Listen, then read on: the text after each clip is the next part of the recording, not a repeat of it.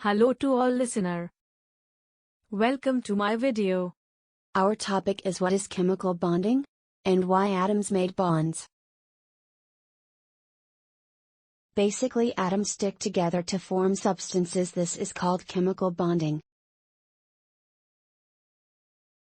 Now there are some examples of chemical bonding, which are water, sodium chloride, and carbon dioxide.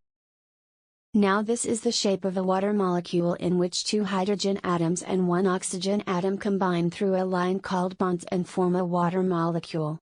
Now this is the shape of a CO2 molecule in which two oxygen atoms and one carbon atom combine through a line called bonds and form a carbon dioxide.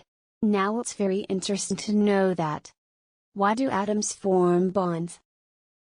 Atoms form bonds for some reasons that they want to be stable in order to make their arrangement of negatively charged electrons more stable.